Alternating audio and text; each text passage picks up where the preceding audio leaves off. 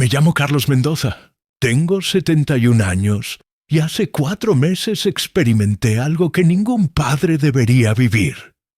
Mi propia hija me expulsó de la vivienda que yo mismo había financiado. Pero lo que ella desconocía era que su padre guardaba recursos que cambiarían completamente la situación. Esta es mi historia. Todo inició hace 2 años. Después de perder a mi esposa Teresa en un trágico accidente automovilístico, quedé devastado. 45 años de matrimonio terminaron abruptamente y la soledad me consumía. Mi hija Mónica, entonces de 42 años, me ofreció mudarme con su familia. No puedes quedarte solo en esa casa enorme, papá. Ven con nosotros. Tus nietos estarán felices de tenerte cerca. Me dijo con dulzura. La propuesta parecía ideal. Vendí mi propiedad, donde había vivido 30 años, por una suma considerable debido a la revalorización de la zona. Con ese dinero, mis ahorros de toda una vida y mi pensión, tenía suficiente para vivir cómodamente. Pero cometí un error que lo cambiaría todo. En lugar de adquirir mi propia vivienda, entregué el dinero a Mónica para comprar una casa más amplia, donde todos viviríamos juntos. Compramos una propiedad magnífica. 4 habitaciones, 3 baños, jardín espacioso, garaje doble. La familia estaba eufórica. Durante los primeros meses, todo funcionaba perfectamente. Ayudaba con mis nietos Agustina y Sebastián. Los llevaba al colegio, cocinaba, mantenía el jardín. Me sentía útil y apreciado. Sin embargo, las cosas comenzaron a deteriorarse gradualmente. Mónica empezó a establecer restricciones. No dejes cosas fuera de lugar, papá. No subas el volumen del televisor. No uses nuestro baño privado. Su esposo Javier, que inicialmente me trataba con consideración, comenzó a hablarme como si fuera un inquilino problemático. Los nietos, que al principio disfrutaban mi compañía, fueron condicionados a verme como parte del mobiliario. El punto crítico llegó durante una cena familiar con los padres de Javier. La madre de él comentó lo hermosa que era la casa, y Javier respondió sin dudar. Sí, Mónica y yo ahorramos durante años para conseguir algo así. Quedé petrificado. Mi aporte, que había hecho posible todo aquello, fue completamente borrado de la historia. Esa noche no pude dormir. Comprendí que había entregado no solo mi dinero, sino mi dignidad y mi lugar en la familia. A la mañana siguiente intenté hablar con Mónica, pero su respuesta fue despectiva. No seas susceptible, papá. Todos saben que ayudaste. Las semanas siguientes trajeron restricciones cada vez más opresivas. No podía invitar amigos, usar la parrilla sin permiso, ver televisión en el salón después de cierta hora. Javier fue más directo. Carlos, esta convivencia se está complicando.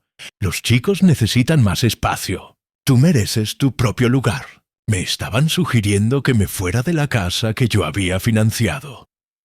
La conversación con Mónica fue devastadora. Ella apoyó la idea de que consiguiera mi propio apartamento. Sería mejor para todos que vivieras por separado, dijo. Entendí entonces que mi función como proveedor había terminado, y ahora solo representaba una molestia.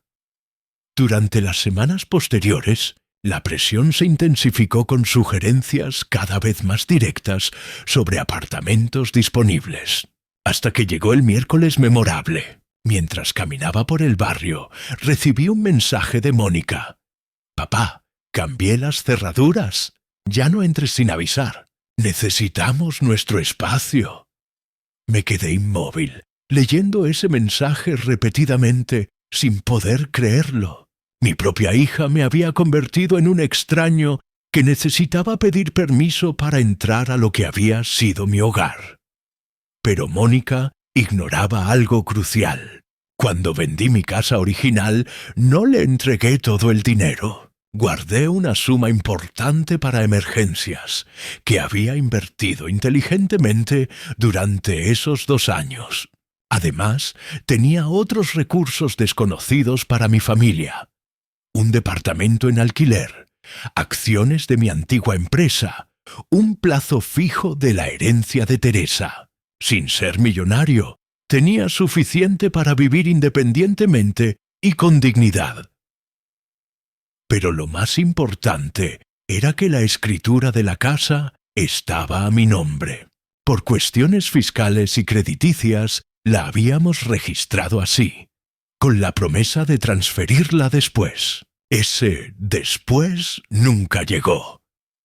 Esa noche tomé la decisión más importante de mi vida. No aceptaría ser tratado como un estorbo. Al día siguiente contacté a mi abogado, el doctor Ramírez. Le expliqué toda la situación. «Don Carlos», me dijo, «legalmente usted está en una posición muy sólida. La propiedad es suya. Quiero venderla», le dije sin vacilar, «lo antes posible, y comprarme algo para mí solo». El abogado advirtió sobre el conflicto familiar que esto generaría. «Doctor», respondí, «el conflicto ya existe. Lo que voy a generar es una solución. Mis nietos aprenderán que los abuelos no son objetos descartables y que las acciones tienen consecuencias». Mientras mi familia creía que yo buscaba desesperadamente un apartamento para alquilar, estaba preparando la venta de la casa y la compra de una nueva propiedad para mí. El doctor Ramírez contactó tasadores. Las ofertas llegaron rápidamente. Era una propiedad en excelente ubicación que se vendería por un precio muy bueno. Paralelamente, busqué opciones de compra.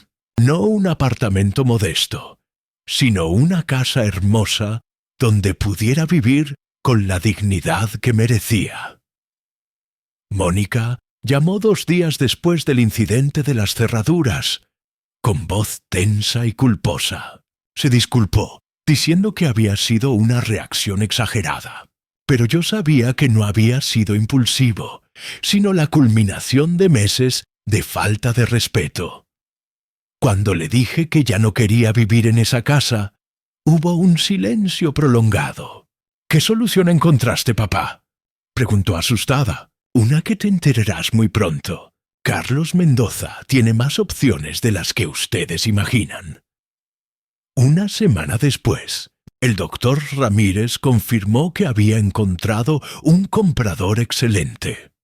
Una familia joven que ofrecía un precio muy bueno y podía cerrar en 30 días. También había encontrado mi casa perfecta en un barrio aún mejor. Ese viernes convoqué una reunión familiar. El sábado por la tarde, con todos reunidos en el salón, les di la noticia. «Vendí la casa. La operación se cierra en 20 días. Tienen hasta entonces para encontrar otro lugar».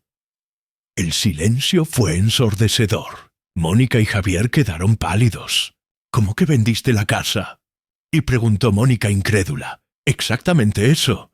La casa está a mi nombre. Legalmente puedo hacer con ella lo que desee. Pero vivimos aquí. Los chicos van al colegio aquí», gritó Mónica. «Ustedes me dejaron muy claro que yo no tenía lugar en esta vida que construimos juntos».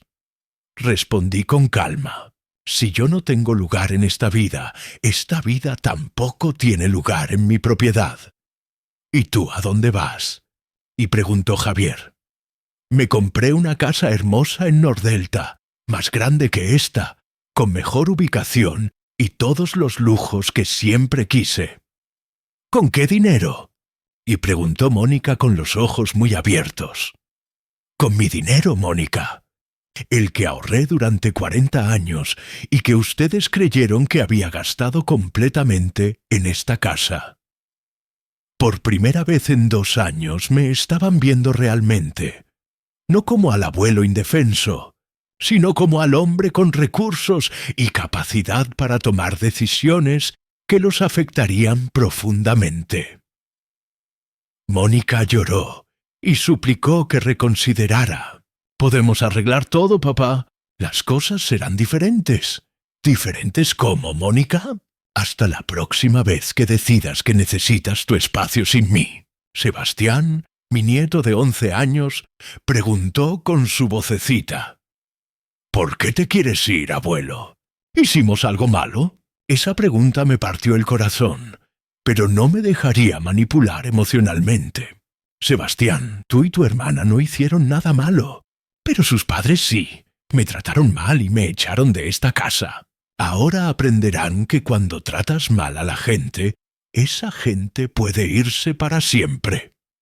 Los días siguientes fueron caóticos. Mónica llamaba constantemente, llorando y suplicando. Javier intentó amenazarme con demandas legales, pero le expliqué que legalmente no tenía argumentos.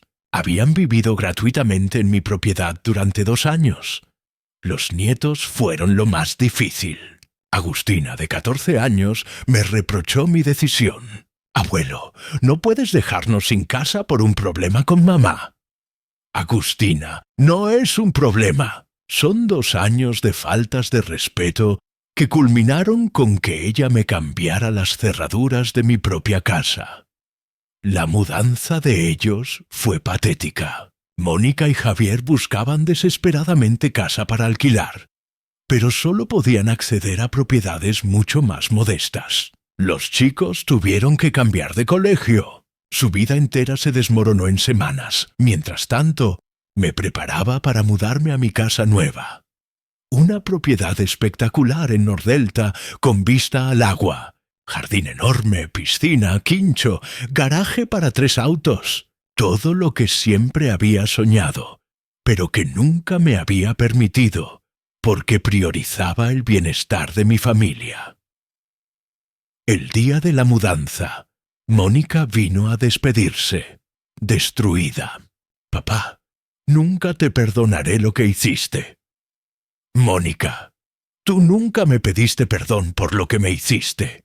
No me parece justo que ahora pretendas que yo te pida perdón por defenderme. Destruiste nuestra vida», me acusó. «Ustedes se destruyeron la vida solos cuando decidieron faltarme el respeto. Yo simplemente dejé de financiar mi propia humillación». Mónica se mudó con su familia a un departamento de 2 habitaciones en un barrio más modesto. Los chicos se adaptaron a un colegio público. Javier buscó trabajos extra para pagar el alquiler. La comodidad que habían disfrutado durante 2 años gracias a mi dinero desapareció abruptamente. Yo, mientras tanto, vivía la mejor etapa de mi vida. Me levantaba con vista al agua, desayunaba en mi jardín, nadaba en mi piscina privada. Tenía espacio para recibir amigos, hacer asados, vivir exactamente como deseaba. Más importante aún, había recuperado mi dignidad. No tenía que pedir permiso para nada. Era Carlos Mendoza otra vez, no el abuelo estorboso. 3 meses después de la mudanza, Agustina me llamó. Su voz sonaba madura, seria. «Abuelo, mamá llora todos los días. Papá está muy estresado. Sebastián tuvo que dejar fútbol porque no pueden pagar la cuota. Pero creo que entiendo por qué hiciste lo que hiciste». «¿Qué entiendes, Agustina?» «Entiendo que mamá y papá se portaron mal contigo. Ahora que vivimos en un lugar más chico, me doy cuenta de lo difícil que debe haber sido para ti vivir siempre con reglas, siempre pidiendo permiso, siempre sintiéndote de más». Esa conversación me hizo reflexionar sobre las consecuencias de mis acciones. Había recuperado mi dignidad, pero también había afectado la vida de 2 chicos inocentes. ¿Había valido la pena? Sebastián también me llamó, con esa sinceridad brutal de los niños de 11 años. «Abuelo, no entiendo por qué nos hiciste esto. Nosotros te queríamos». Sus palabras me dolieron porque tenían razón. «Sebastián, tú y tu hermana nunca me trataron mal, pero sus padres sí, y yo no podía seguir viviendo así. No podías haberte ido solo. Tenías que vendernos la casa también». Era una pregunta inteligente que yo me había hecho muchas veces. Sebastián, la casa era mía. Cuando sus padres me echaron, decidí que ya no quería que vivieran en algo que había pagado yo. 6 meses después, Mónica me llamó con una propuesta inesperada. Papá, ¿podríamos vernos para charlar? Hay cosas que quiero decirte. Nos encontramos en un café del centro. Mónica se veía más delgada y cansada, pero también más reflexiva. Papá, estos meses fueron los más difíciles de mi vida, no solo por los problemas económicos, sino por darme cuenta de las cosas terribles que te hice. Te traté como si fueras una molestia.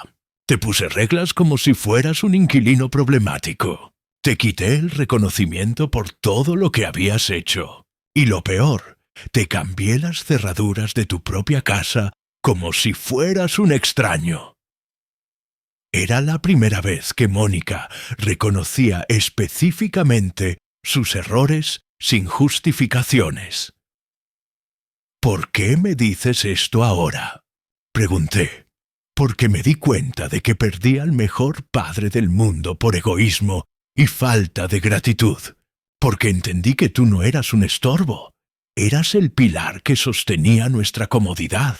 Cuando te traje a vivir con nosotros, no fue para cuidarte, sino para que tú nos cuidaras. Sus palabras eran sinceras, pero llegaban tarde. Mónica, me alegra que hayas reflexionado, pero las cosas que me hiciste no se borran con un pedido de perdón tardío. Lo sé, papá.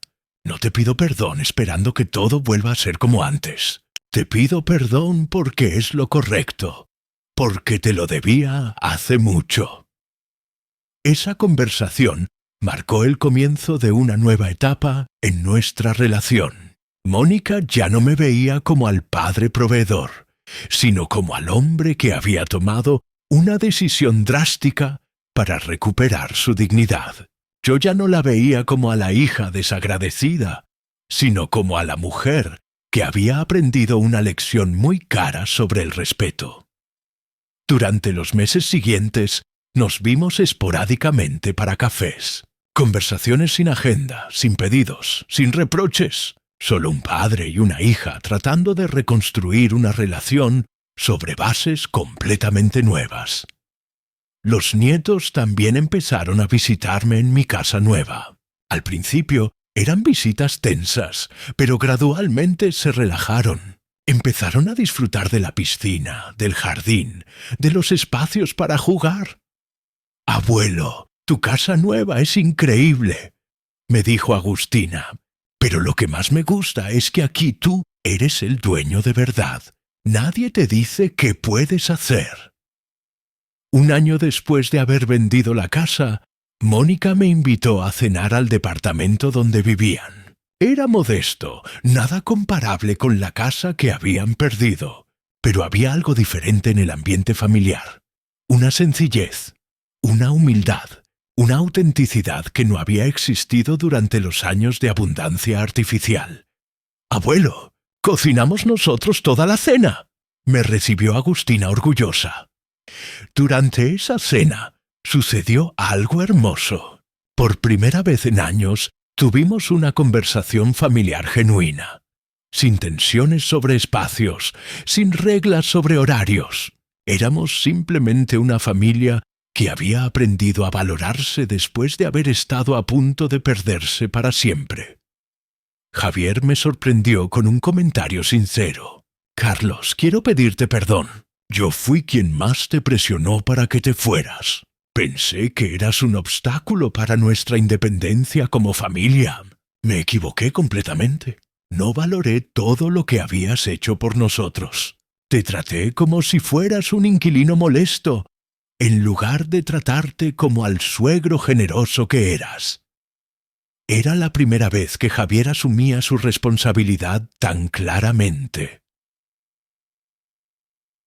2 años después de haber vendido la casa, la situación familiar se había estabilizado de una manera inesperada. Mónica y Javier habían aprendido a vivir con menos recursos económicos, pero con más honestidad emocional. Los chicos habían aprendido que los abuelos no son objetos descartables, sino personas dignas de respeto. Y yo había aprendido que a veces hay que perder todo para ganar lo realmente importante.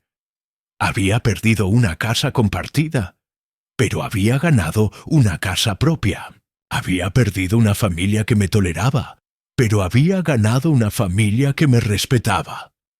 Abuelo, ¿te arrepientes de haber vendido la casa? Me preguntó Agustina el mes pasado. No, mi amor, me arrepiento de haber tardado tanto en hacerlo. ¿Y perdonaste a mamá y papá? Los perdoné, Agustina, pero perdonar no significa olvidar. Significa recordar con sabiduría, en lugar de recordar con rencor. Y somos una familia otra vez. Somos una familia, pero una familia diferente. Una familia que aprendió que el amor no es suficiente si no va acompañado de respeto. Una familia que aprendió que las acciones tienen consecuencias. Una familia que aprendió que nunca es tarde para cambiar si uno está dispuesto a pagar el precio del cambio. Conclusión hoy. Mientras te cuento esta historia desde la tranquilidad de mi casa en Nordelta, puedo decir con certeza que tomé la decisión correcta. Fue dolorosa, afectó a personas inocentes, cambió para siempre la dinámica familiar, pero fue la decisión de un hombre que se respetaba a sí mismo lo suficiente como para no tolerar el maltrato, ni siquiera de su propia hija. La casa que vendí era hermosa, pero no era un hogar. Era un lugar donde vivía como un invitado indeseado, donde tenía que pedir permiso para existir, donde mi generosidad era vista como obligación y mi presencia como molestia. La casa donde vivo ahora no es solo hermosa, es mi hogar, un lugar donde Carlos Mendoza es respetado, valorado y querido por lo que es, no por lo que puede dar. A quienes me escuchan y tal vez están viviendo situaciones similares, les quiero decir algo importante. El amor familiar no justifica el maltrato familiar. No importa cuánto ames a tu familia, no importa cuánto hayas sacrificado por ella. Si esa familia no te respeta, si te trata como si fueras descartable, tienes derecho a poner límites, a defenderte, a decir hasta aquí. No siempre es necesario tomar medidas tan drásticas como las que tomé yo, pero a veces sí.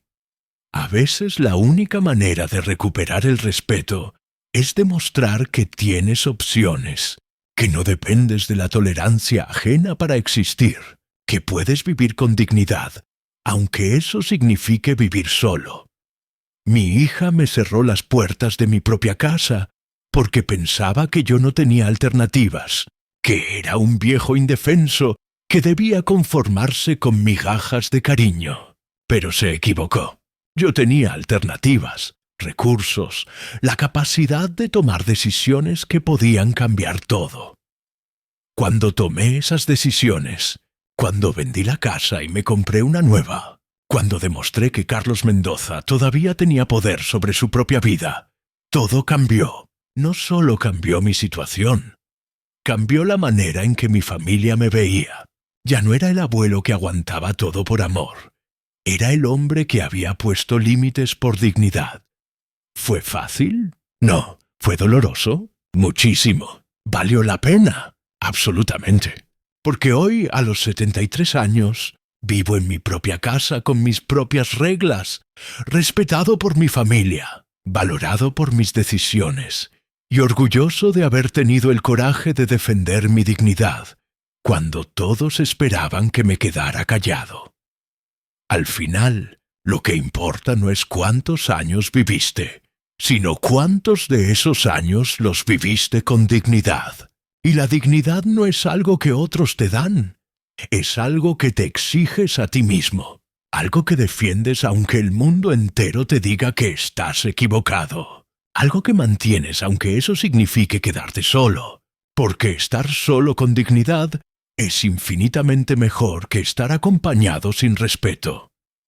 Eso es algo que aprendí a los 71 años, pero ojalá lo hubiera aprendido mucho antes, porque nunca es tarde para demostrar que todavía tienes opciones, que todavía tienes poder de decisión, que todavía puedes cambiar las reglas del juego si estás dispuesto a jugarlo hasta las últimas consecuencias.